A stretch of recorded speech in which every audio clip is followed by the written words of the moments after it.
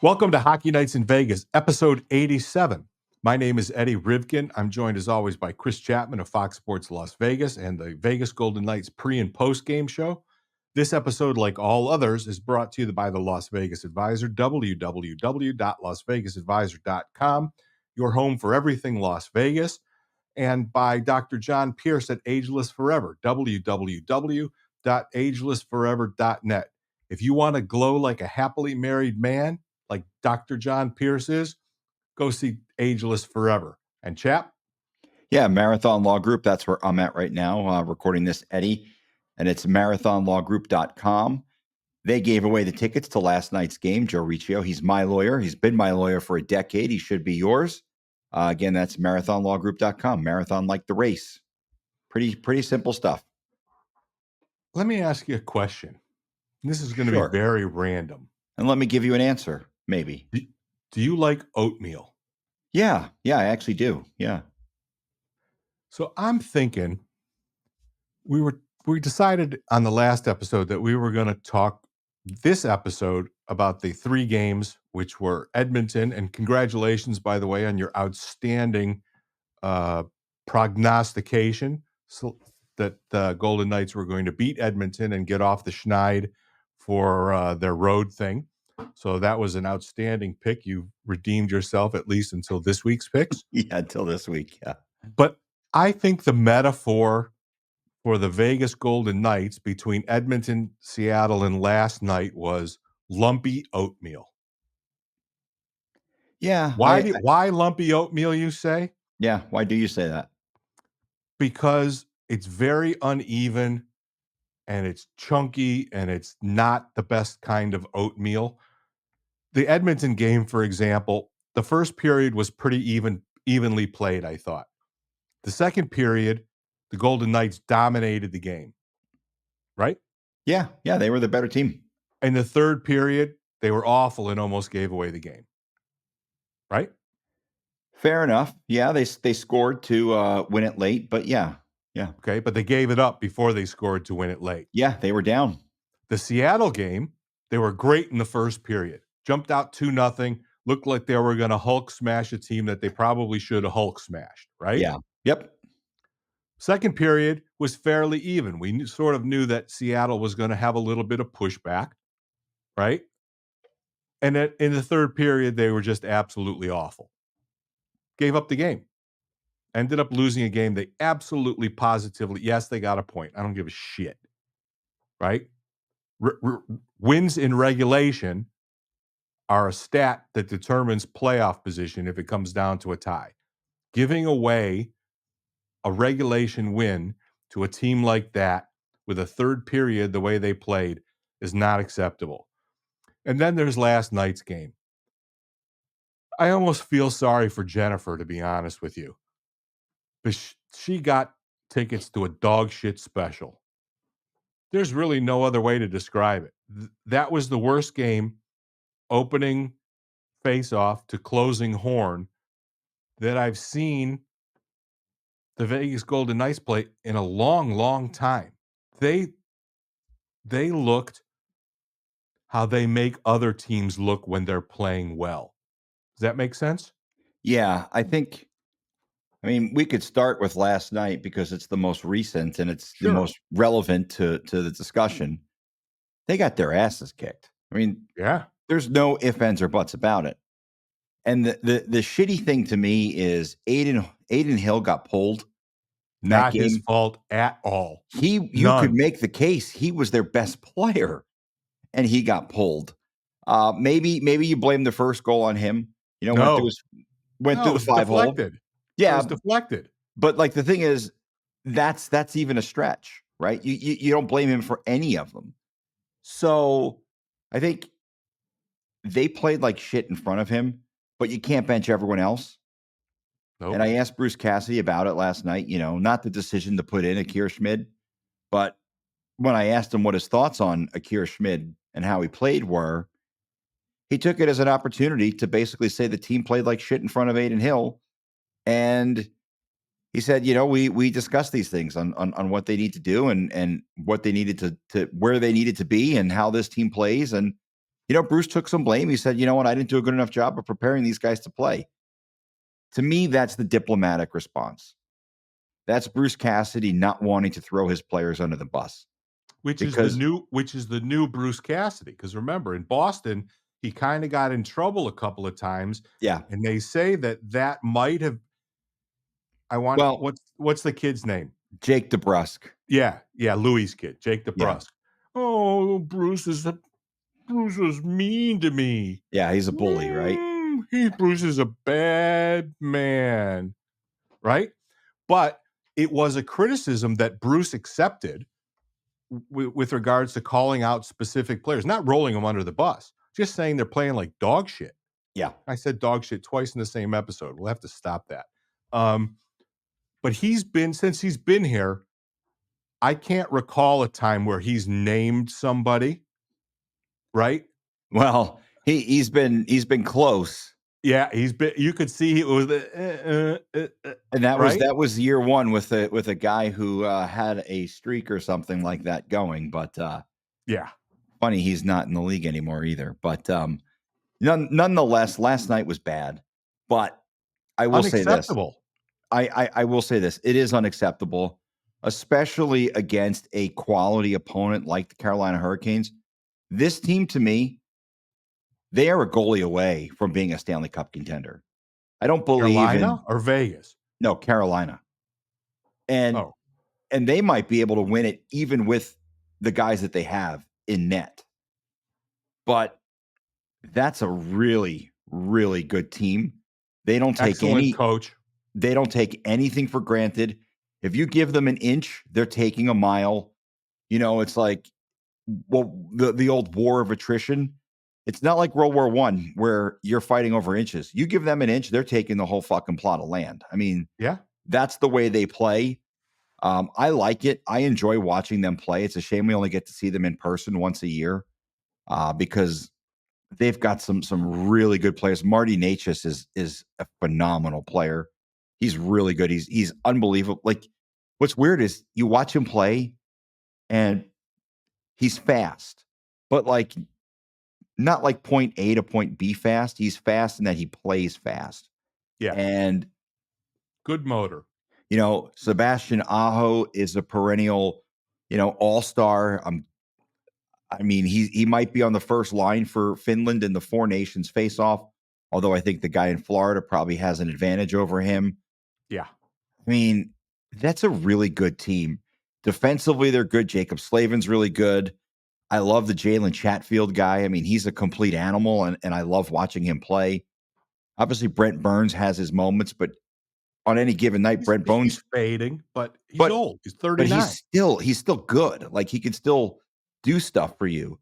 So So I to think lay an egg, like it's one thing if you lose to that team, you lose like 3-2. 5-4 or 3-2, and they just outplay you. But when they out effort you, like what happened last night, that's the part to me that's unacceptable. Like, look, there's nights where you're going to play well and you're going to get your ass kicked. The score is going to say you got your ass kicked, but you're going to look at the game and say we played really well last night. Not only did They weren't competitive. and that's what doesn't sit well with me. The I fact that think the compete level wasn't there. The fact that there was so much emphasis on playing simple hockey and they overcomplicate things, time it, always looking to make that extra pass. To me, you need to cut that shit. You've got playmakers on this team. It's not like you're a bad hockey team and you're scraping by, hoping that you get the ninth or eighth spot. You get a wild card spot.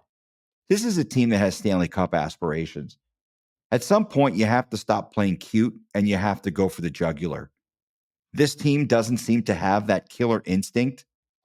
It shows up once in a while, but when I watch Carolina, they have it all the time. And I'll go on record right now. That's the best team they've played this year. By far and away, the best team oh, that not they've played this year. that I don't that's not it's not that's not an Colorado. enormous that's not a No, big not prognostication. Colorado, not Edmonton, No. No, no, no. No, no, no, no. not Washington. That is the best team they've played this year. And that's a team that I expect to make a deep run. in the Eastern Conference. The problem for them is the Eastern Conference is just so good. The But it's gonna be a war of attrition to get out of the East, that's well, for and that's sure. but for them, they're the But they're class built of for the that. Metro. But the Rangers Yeah, are right there. The Devils are good. But I think Carolina could end up winning the Metro. Eddie, the thing is, it's just the lack of compete. And it went away in the second period of the Kraken game for some reason. I don't know what happened. You get up 2-0 in that game. they took their foot off. I know what William happened. Karlsson They has took the their foot off the opportunity to brakes. make it 3-0. That doesn't materialize. The game's probably over if he scores that goal and it's 3-0. The problem Sure. is he didn't score the goal. The Golden Knights went to sleep. You relied again on Aiden Hill to win you a game, but you gave him nothing after you got up 2-0. And sure, you score late to tie the game. The Petrangelo, was it a Petrangelo goal? Um, Doesn't matter. to tie the game at 3, you get the overtime point. But even in overtime, 27 lazy, seconds and done. yeah, just lazy lack of concentration, a bad turnover. We saw that last night too. They're on the power play, and I don't know what the hell Shea Theodore was doing if he's asleep, but that's inexcusable. Like that's a lack of focus on that goal. And with Shea, sometimes you get that where he seems to misplay a puck at the blue line and it ends up going the other way. Or maybe he'll misplay a puck and it ends up going out of the zone and you've got to reset. They just need to take better care of the puck at times. But what pisses me off is I've kind of harped on it. It was a lack of effort last night. And That game is the kind of game that drives Bruce Cassidy fucking nuts. well, it should You drive just everyone nuts. they should I just it's inexplicable to me. They were listen, Carolina plays to the identity of their coach. 100%. From Yeah. the opening puck drop to the last horn, they are a Rod Brindamore club, Yeah. right? They're aggressive and salty, and it's not like it's not like the Vegas Golden Knights don't have an answer for aggressive forechecking teams. But they had it's sometimes, there's a bad goal and that breaks a team, but in order to break the team, they had to have something to break. And last night they really they gave us nothing. They gave 18,000 people, including our good friend Jennifer, who won the competition. Yeah. I mean, they gave us a stinker. And every year we talk about, oh, there's some games you just flush. I don't think that's a game you flush. I think that's a game where you get in there and you show exactly where the effort wasn't there or when the compete wasn't there. Um, I think this was an important game for them to lose because I'm sure that there's going to be some real serious competition or not competition, real serious conversation about that showing in front of the home crowd. And I would say to you that tomorrow night, Yeah. tomorrow night. Wednesday night. Yep. Yeah, today's Tuesday. Yep. Tomorrow night in Anaheim, there will be a much more spirited effort from the Vegas Golden Knights. And the Ducks always seem to play them tough. They're sort of ugly games, 3-1, right? They kind of muck it up. But I was thinking, and I'm not going to ever make an excuse for how the Golden Knights play because we're not in the excuse business on this podcast. But just sort of talk about how significant you think Mark Stone's day to day is right now. Well, I don't think it could ever be undersold. Right. Like I think you and I would probably agree that Jack Eichel is a better player than Mark Stone. Like, just skill-wise. It's not a knock on Mark. I mean, I think Mark would probably tell you skill-wise, Jack is better Jack Eichel's a top 5 player in the in the NHL league, right? Like, skill-wise. he's one of the If you ask me. he's easily top 10. Like, Oh, yeah. he's that good. Yes. Mark Stone is really good too. I mean, certainly it's not like he's some bum, but I think what you miss when you don't have Mark Stone in the lineup is you're missing a guy who can kill penalties for you, guy who go out and play in the power play, but you're also missing that voice, that leadership, the heartbeat of your team. The accountability, Yeah, because that's what he brings. I don't want to make an excuse, but I don't think that happens last night if Mark Stone's on the ice.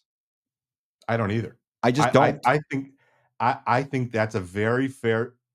You can never say one player determines a game, No, but but Mark but Stone is that important of a player to where he exponentially increases your odds of winning games or at least playing up to your ability because there's leaders on this team that aren't Mark Stone, but there's nobody who can step into Mark Stone's role and do what he does for this organization on the bench, in the locker room, on the ice.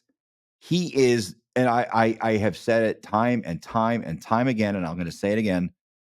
He is the most important player on the team. It's not oh, with Aiden Hill. It's not Alex oh, Petrangelo. It's not Jack Eichel. It's Mark Stone. Mark Stone is the most important player. There's no maybe. I think in the history of the franchise, there's nobody who has meant more to the product on the ice. Look, I yeah, mean, I think that's fair. I think you could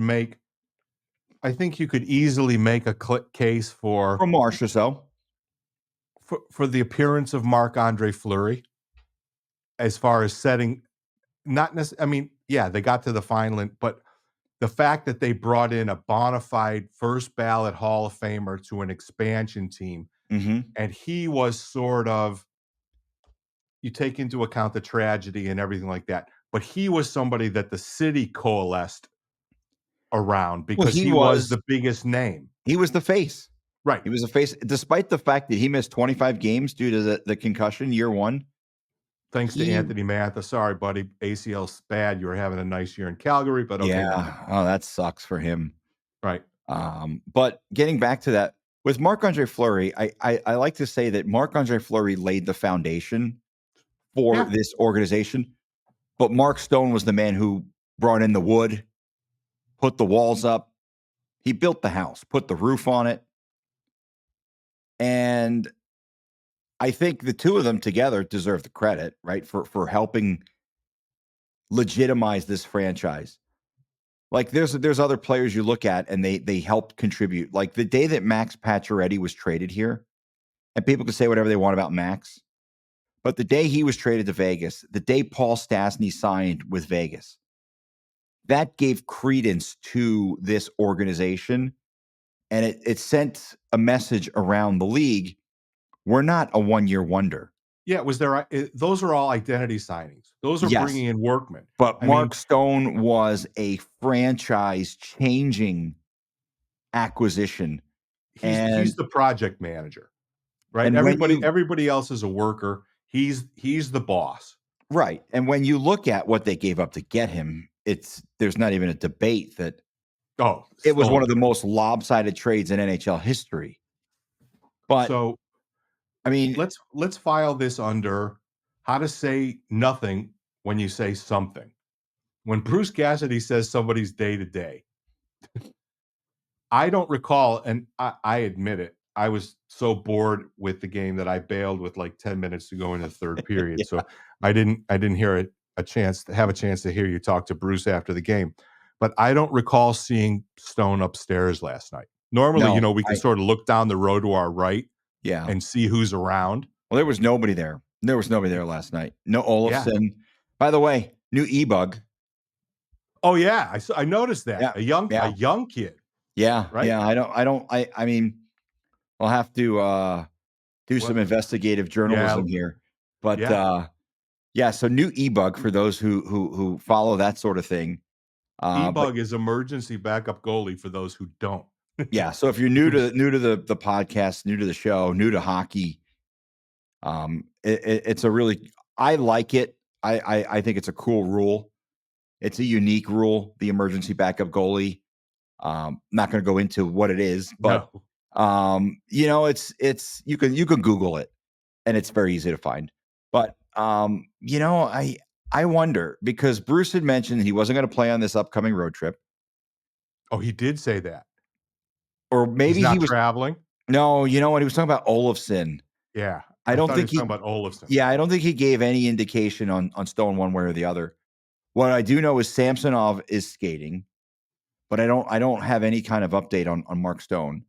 But it was weird because our buddy Ken Bulkey from Sinbin, he tweeted out the play where Mark Stone, he believes Mark Stone was injured. It was on the empty net goal against Edmonton where it looked like he may have done something to his. It looked like he may have hit some kind of like rut in the ice and did some kind of extension to his leg. Um, that's not my prognosis. I certainly would never do that, but that's what it looked like. Right. Yeah, So he was a little ginger, yeah, he was for a little sure. slow to get back to the bench, and he didn't have his normal usual "Hey, we just won the fucking game" celebration. Right. But um, it's a big loss, and anytime he misses games, it's a big loss. I saw someone joking on Twitter. Well, he'll be back in April, just in time for the trade deadline. Ju But some people are just fucktards. yeah, You, sir or ma'am, whoever wrote that stupid tweet, you're a fucktard.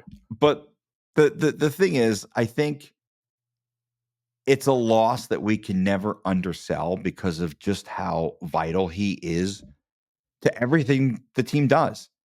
And he's maybe their second or third best player.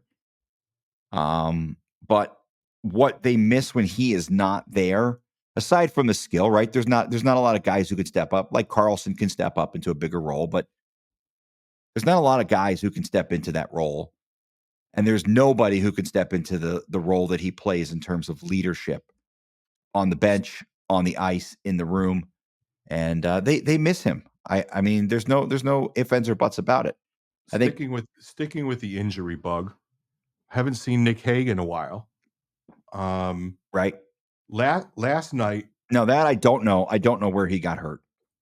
you know, the glaring mistake, that last night's game showed us is they gave up the middle of the ice a lot. Right. And nothing against Caden Korzak, and we saw Ben Hutton for a couple of games. They just got back to, I guess, looking sort of disjointed on D. The way that they played defense last night, the way they did in the first few road games, where they gave up the middle of the ice. Yeah, the Shea turnover was inexcusable, and it got smashed in the back of the net. But as a whole, Carolina is a team that drives the net. They drove the net. I don't know. I don't want to say right now that that Nick Hague is a huge loss, but they're a little bit out of sync defensively, I think.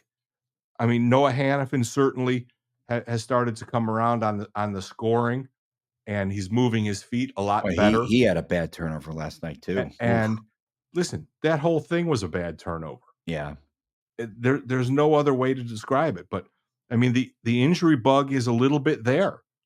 I mean, Olofsson was supposed to be the original first line winger with Stone and Eichel, Right. right? Hague is your 5'6", your third pair D with White Cloud and Stone. So we talked at the in episode 82, 1 a.m. after March or so, how important health was going to be to the long-term success of the Golden Knights. And with 3 injuries, of your starting 18 skaters, they are struggling to refine a new version of the chemistry rather. You said you thought Dorofeyev, who I guess from now on we're just going to call Skorofeyev because you know seems fair and reasonable. No goals last night for No, no, Pavel, but but if it wasn't, I don't know. I don't know that maybe I'm putting too much into last night's loss, but last night's loss was concerning to me. And I think that the Golden Knights have the ability to rinse those games, but it better not become a pattern. well, I will stop you and say that in and of itself, last night would not be concerning to me unless you also include periods 2 and 3 in overtime against Seattle. When you combine that, it becomes concerning. In and of Well, but itself, the one off last night is okay. You know what? They're entitled to play a bad game once in a while. okay, But but when you Chris, factor it's in the back to it's back, it's home and road, yeah, right? yeah. But I but I guess when you look at it that way, they should have come out firing on all cylinders given the way that the second and third period of the last road game went. And the fact that they play up to their competition and this for arguably I mean, you could pick a number. The first, second, or third best team in the Eastern Conference was in town, having won 8 out of 9. That game should have been an absolute barn burner, It should have been a classic. Yeah. right? That game had the earmarks of the best team in the Pacific riding an 8-0 home streak against a team that won 8 out of the last 9. And they're again, we're not in the excuse business. They flew into Colorado the day of the game because there was a snowstorm in Denver. Yeah, imagine that, folks. There was actually a snowstorm in Denver, but they flew in day of instead of day before. They played their third string goalie and they gave up a touchdown. They lost 6-4. They get a day off, they get reset. I mean, I was jazzed for the game last night. I'm not going to lie. I thought we were going to have one of those just good old fashioned, in the words of JR, a slobber knocker. Yeah. And we I got nothing. I thought they would lose the game because They were not favored at home, I don't think. well, for whatever reason, they never play well against Carolina. It's just one of those things that it's yeah, year one has no correlation to year eight, but for whatever reason, traditionally they just don't play well against this team. But I was excited for it because Carolina's a really good team. They come from the East Coast. You don't really get to see them that much. You see them once a year. That's it. Um, William Carrier returning to the Fortress. See him get a little emotional. I talked to him last night, actually. Oh, you did? Yeah, yeah. I had the opportunity to talk to William, and you'll of course love this, but he's got the boat in a lake really close to the house. Amazing. He's got to stop the kids from saying night during the national anthem. Oh, love He that. he Love that. he kind of joked about it. Said, yeah, you know what? The kids still yell out night when we're listening to the national anthem. He still follows the team, as much as he can. He's doing well. He's growing his hair. First time I've seen him with like a little bit of hair on his head. Usually his head was shaved. Yeah, he's got a But little flow going, huh? yeah, he said, he got a little emotional. It's hard not to. You watch the tribute video, and he was such a big part of this, and Vegas was a huge part of him Sure. for 7 years. And they ended the video with him raising the cup, and it's like I don't know how How do you not be emotional? I listened to the voice of the Hurricanes, Mike Maniscalco, yesterday, and he talked a little about bringing in William Carrier and what it means to the organization to bring in a guy who's won a Stanley Cup. And while William Carrier would never be mistaken for being Connor McDavid, William Carrier plays his role very, very well. Right. And that's what I'm getting at. William Carrier also has Ice. yes, he's got the ring. He's got his name etched in history. Yep. Um, he's a guy who I always enjoyed talking to year one. As soon as I found out he was a big fishing guy, we started chatting a lot about being out on the water. Loves I it. I grew up on Loves the it. ocean, so for me, I used to go out fishing when I was a kid. Used to love it. So yeah, emotional return for him. But when you factor in that you're playing a good team, you played like shit against the second and third period. You lost a game you should have won. I don't care. Like you said, the 1 point is 1 point, but you should have won. To come out and have your doors blown off in the first period. Now they pushed back a little bit, but by the time they pushed back, it was over. Like that team's not blowing a 3-0 lead. That team's not blowing a 4-0 lead. So don't even get that idea in your head. No. So you let it spiral. And you ever seen, what was it, Creep Show, where they're swimming in the lake and there's that black blob thing in the lake and people get stuck and they like that's kind of how Carolina is. Like it starts out with, I have no idea where that went. you've never seen the movie Creep Show? What about the I Blob? You ever seen the Blob? Probably when I was really high in high school. Okay. I So the point I'm making is they kind of overwhelm you as the game goes on. And if you fall behind, their style of play is not conducive to making a comeback. Like listen, they don't fuck around at let all. let let's just wrap this up. At 2-0, we were thinking the game might be over. If they would have scored on the power play at the end of the period to make it 3-0, the Rats would have been leaving the Titanic. Yeah. They got it to 3, they got it to 4. My concern, I will belay my concern for now, but let's pivot to up and coming. They have 3 more games before the longest road trip of the year, which is the F1 trip that takes them through through Eastern Eastern Canada. Canada and a couple other random stops. I In think it's Philadelphia, I Philadelphia think. and Colorado Colorado. maybe on the way home. Yeah. But before they do that 5-game, too bad you guys can't be in town to watch the F1 race like the rest of us cool kids. They have 2 extremely winnable games. They have Anaheim Wednesday night, the Mhm. 13th. They have Utah as the Golden Knights make their debut at the Delta Center on Friday, the 15th. And then Logan Thompson gets his tribute video on Sunday, the 17th. It's a 5 o'clock start.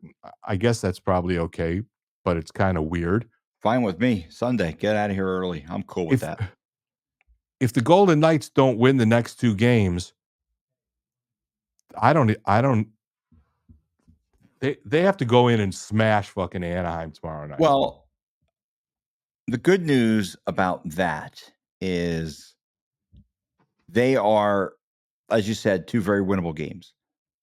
But the good thing about it is it's the dad's trip. And they play And very well on the dad's they trip. they always play well on the dad's trip. By the way, I was told that pretty much every father is on the trip. So I'm not going to say whose father apparently did not make the trip, but from what I understand, almost every guy's dad is there. So they're all going to be stoked to play in front of their dad, which is a great thing. Um, but the thing is, they're 2 very winnable games, and they're 2 very winnable games in front of your fathers. So you have the bad taste of last night. You've got the extra motivation of playing well with your father watching you. Wait, hold on. The fathers were there last night too, even That though it wasn't part of the father's trip. Right. Almost all of the fathers were there last night. I Yes. believe everyone was still getting there. Like Right. I know that I'm trying to think who it was who I knew for a fact their father was. It doesn't matter. Doesn't But matter. but the point is that they always play well on the dad's trip. And for them, it's imperative that they get this righted and They soon.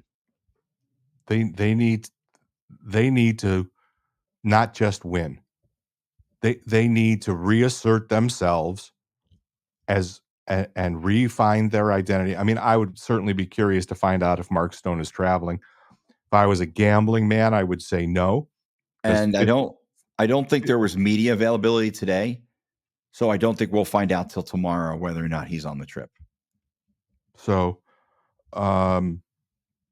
before we go any further, we do have to squeeze a word in from Dr. John Pierce, who was nice enough to give us the first contest winners tickets. So we'll be right back in just a minute.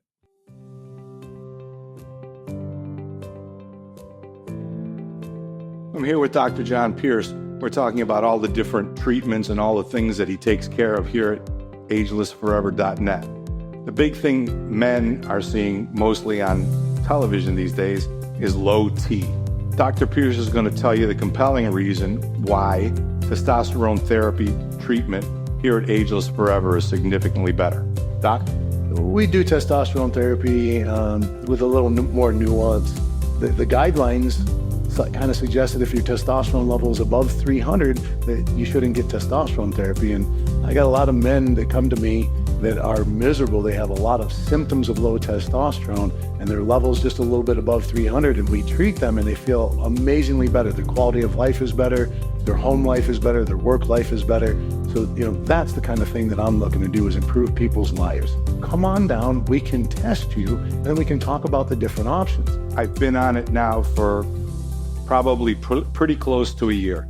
I didn't realize how bad I felt until I started feeling good. I don't know if that resonates with everybody, but I'm a man of 60. And when Doc said, let's look at your testosterone, and it was a frighteningly bad number, he simply said, I can fix it. I feel so much stronger physically. I feel so much sharper mentally. I feel just, I guess, probably younger is probably the best word. If you feel off, if you're over 40, your testosterone's declining. Send a message, sign up for the free consultation. You need to get some lab work to find out exactly where you're at. I'm proof it works. You owe it to yourself and your significant other to be the best you. www.agelessforever.net. Send a message, take the consultation, be better.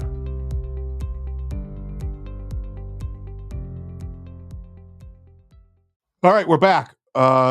Let's keep talking a little bit more about, so the Ducks are winnable. Utah's been decimated by injuries. Yeah, they're missing a ton of guys, especially on the blue line. And I was not in attendance when the Utah Hockey Club made their first appearance at T-Mobile. I was very busy officiating Dr. John Pierce's wedding. But again, this is a winnable game. They are, like you said, they're decimated. Their best two defensemen, everybody said, they popped out good. Yeah, they started out well.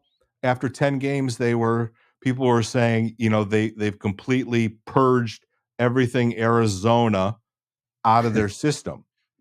But I don't then know if they'll ever get that out of their system. but after the last few games, I was listening to Mick Kern on the NHL network on Sirius, and he's like, they're playing so bad, maybe they should bring back a Coyotes jersey as the third jersey. I'm like, ow, Mick, seriously? Wow. Talk about that was a high quality chirp right there. It's a low blow. But these games, these are perfect for them after last night, in my opinion. Yeah, Get the bad taste out. Play in front of you. You embarrassed yourself in front of your fathers, and I can speak 1000% as the voice of experience. When I had a bad game and my father was in the bleachers, I didn't want to see him after the game because I knew how bad a game I had. And my father was always a loving father, and he was tough, right? But he was fair, tough. Yeah. But when I laid a fucking egg of a game, the worst thing I could think of getting out of my uniform and changing and going out was having to look my father in the face, knowing that I embarrassed him. So there's going to be a lot. There's this Anaheim game should have a lot more zip to it because there's a lot. It's funny because I never played hockey. I played baseball growing up. That was really the sport that we focused on a lot until I got into high school. And my dad was a coach. So no matter how I played, I was always being coached by my father. Whether I played a good game or I played a bad game, there was always things that my dad wanted me to learn and teach me. And, I don't know how many players their fathers were coaches, but I'm sure in one way or another, their dad was a coach, whether they were technically coaches or not. And so I'm sure there's a lot of things that they went over. Like some players would tell me that they talk to their dad every night after a game. Like Paul Still Stasny. still now. Yeah, like Paul Stasny would tell me he would talk to his dad all the time. And and his dad, of course, was an NHL player. So Yeah, uh, a fairly good pretty, one. pretty, Those pretty good one, Stasnies right? between the father and the uncles, Yeah, yeah, who they was it? were okay. Peter Marion and Teeter, and who was the third? Anton. Anton. Um, and so you're right though. You play bad in front of your dad, and Ugh, you dude, want to so redeem bad. yourself. So here's the thing. I think they're gonna. I if we just, I'm gonna put all three games in here at once. The Don't make a Anaheim. prediction yet because we still have to get a word in from Marathon Law, and that will be the break before Okay. Chris Well, Chris I Chris will. Chapman, master prognosticator. Yeah, I will tease it and say that after the break, I will give you my bold prediction for the next three games for the Golden Knights. Well, before we do that, let's hear from Joe and the crew at Marathon Law. I'm here with Joe Riccio from Marathon Law Group. And Joe, one of the things couples make is they want things to be amicable when they go through a divorce. And a lot of times they'll use the same lawyer. Why is that a mistake for couples to use the same lawyer? Well, thanks, Chris. It's definitely a mistake if you have issues or you have conflict in your divorce or your custody or your support, because naturally when a lawyer comes in, they're supposed to be defending your best interests against your spouse, which can be an awkward exchange. Naturally, if one party wants something that the other party doesn't want to give, now the lawyer finds themselves in a conflict. And that could be a problem, meaning that the client, the party, may not be getting the advice, the best advice that they need. So we're back. We're wrapping up episode 87. I would call it the Sidney Crosby episode, but as a Detroit Red Wing fan, I fucking hate Sidney Crosby. Well, I'll call it the Vadim Shipachyov episode instead. Oh, ye of one NHL goal. Yeah, I believe to this day the only Golden Knights player ever to wear the number 87. And I think an MVP of the KHL Yeah, and after he went back. So none of you know who that Olympic, is, so it doesn't matter. yeah, Olympic gold medalist, I believe. So we're going to do this in 3 games. We have Anaheim, we have Utah, and we have the Logan Thompson tribute video. You want to go first or second with your master Yeah, prognostication? I'll go first. I'll go one by one. Okay. I think they beat Anaheim. I think they beat them rather easily. The score may not indicate that it was easy, but I think they'll win that game. Maybe like 4-2, something like that. Maybe they add an empty net goal at the end to close it out. They're better than Anaheim. They have to show that they're better than Anaheim. I think they lose to Utah in overtime. I just think, I know the injuries are there, but I love Logan Cooley. I like Dylan Gunther. I really like the Utah, whatever the hell they are, hockey club. I like the team, and I think they'll play well at home. I think they're going to get up for this game. And the Washington game, I think they beat Washington. I think they beat him in regulation. I don't think it's an easy game. And the way Ovechkin's playing, I would chalk him up for at least a goal in that one.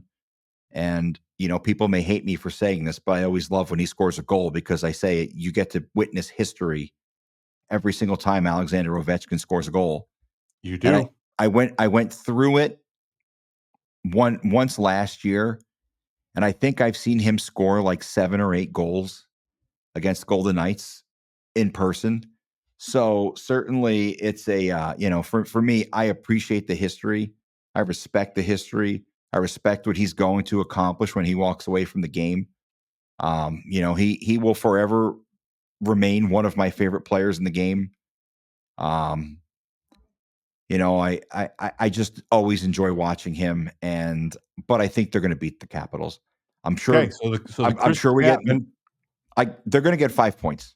in their next 3 games. Well, I'm going to go out on an even deeper plank, Oh, even longer plank. do I need to throw you a life preserver? You might have to if I embarrass myself, and the Golden Knights continue to do that for me. They're going 3 for 3. Ooh. This team, like we said in the last segment, plays very well on the road on the Father's Tour.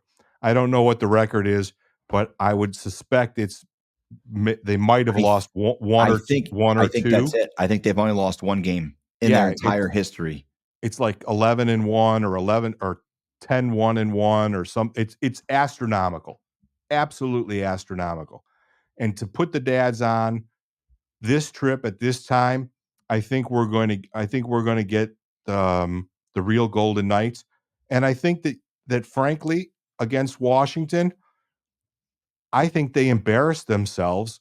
That was their first roadie of the year. It Yeah. was Logan Thompson's, put the money on the board playing your former team game, but it was a bit of a stinker too. And I think that they know how to solve Logan Thompson.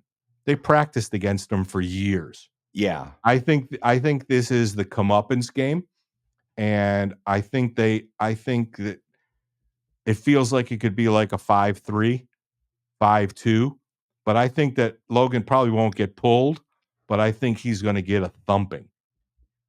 Yeah, he could be in for a long one. I think Because we thought it was going to be that in Washington, and we were just couldn't be yeah, farther there's from there's right. no way they play bad against him twice. Right.